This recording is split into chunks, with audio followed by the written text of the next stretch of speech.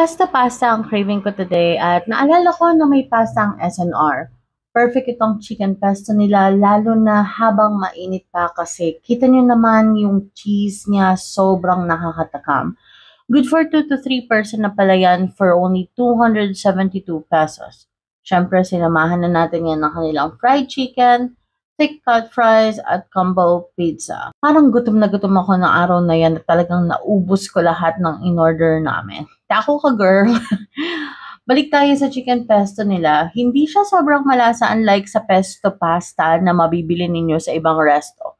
Yung tipong nababalot ng herbs, yung buong pasta at sauce, na green na yung itsura ng buong plato. Eme.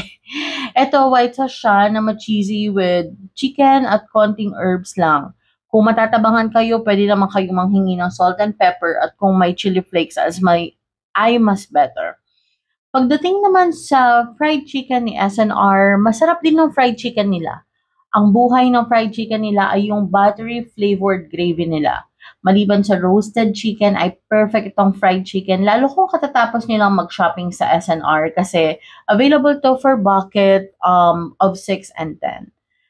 Tapos, yung cut ng fries nila ay better than other fast food. Thick cut. Kasi ito, at yung lasang-lasa mo yung potato fries niya, lalo na kapag bagong luto. Kung plain fries ang orderin mo, ay masarap to sa mayo and ketchup na dip. Hingi lang kayo sa kanila, magbibigay naman sila niyan. Tapos, meron din silang savory fries na may mga anek-anek sa ibabaw.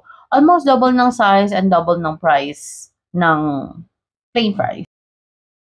At syempre, papahuli ba yung combo flavor pizza nila? Half na to kasi naghati na kami ni Jowa dyan. Ang isang slice talaga ng pizza nila ay good for 2 na kung madami naman kayong kakainin or kung di naman kayo kasing takaw. Char lang, makamaniwala kayo.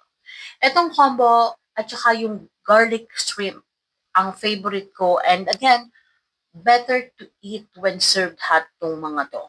Sarap, no? Nag-crave ka na rin ba? Bili ka na! Heto na naman tayo sa disclaimer natin na this video is not sponsored or partnered sa anumang brand or business na nasabi ko. Ako'y nagbabaka sakali lang na baka sa susunod ay tawagan nila ako para sa free samples or endorsements. Lang, baka marinig nila, charis! Uy! So, paano? Until next food trip natin, thank you so much again for watching. Bye-bye!